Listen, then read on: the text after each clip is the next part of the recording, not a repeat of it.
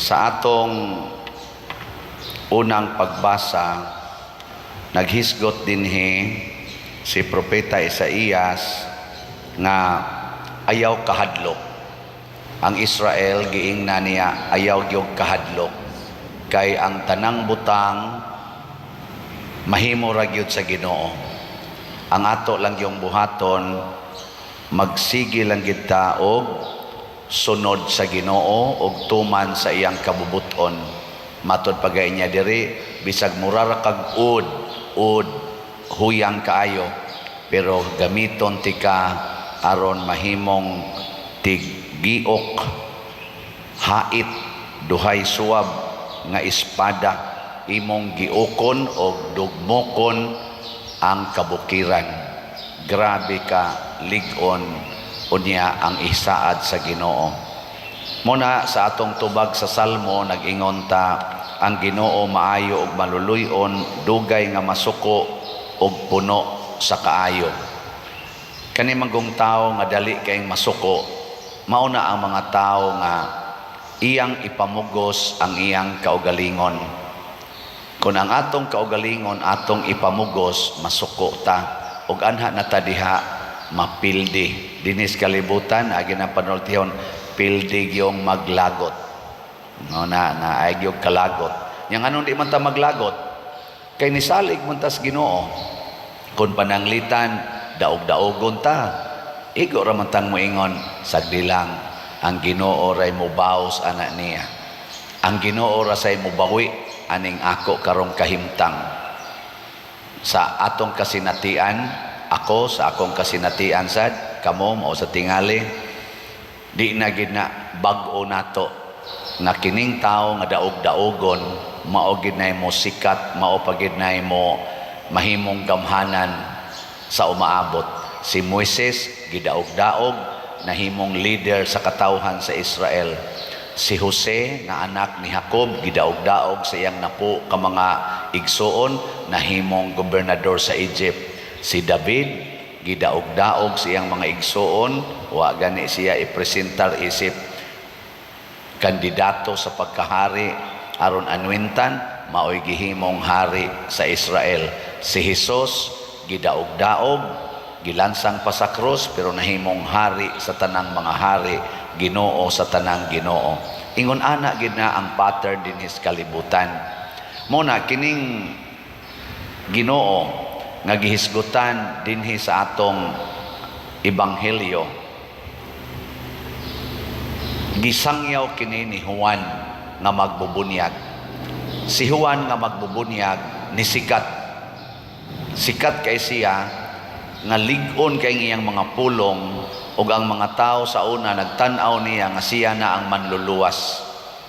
Pero si Juan nga magbubunyag nga tinuod yung mensaheros Ginoo, ningon siya, dili gani ko takos nga mutangtang sa higot sa iyang sandalyas. Pasabot ani nga ang tao di ay nga nagsalig sa Ginoo, dili gyud mangangkon nga siya maoy gamhanan, bisan pa man og nanggawas na diha niya ang talagsaong mga gahom. Karabang makahibaw gyud ta ba nga dili gyud kita maoy tag-iya sa tanan. Giko na be, pangutan ako no ng imong tupad nimo dinhi simbahan og tupad nimo des inyo, ing nangangkon ka ng imong butang, kanang imong kwarta, kanang imong sakyanan, imong yuta, musugod gani kag pangangkon, kana patay gyud ka diha. Mao na dinhi sa atong gisaulog karon si San Juan sa cross or Saint John of the Cross, kuyog ni Santa Teresa of Avila. Unsa may ilang gipromote? Prayer, ampo, kay maunay atong pagpakighiusas Ginoo.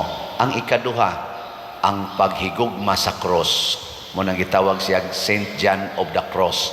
Kay si San Juan sa cross, usas iyang mga libro nga gisuwat kanang gitawag og The Dark Night of the Soul. Kana bang ang ato kunong kalag mubati na sa kasakit nga murag wa nay katapusan, ya wala na sa gid siya'y possibility nga matapos pa, mao kuno ng panahon nga ang Ginoo midala nato sa taas nga level sa atong kabalaan o union with Him. Nya matapos raman gid na kuno ang atong pagantos, so unsa may role? Go through the pain without complaint. Unsa may naa nato? Faith.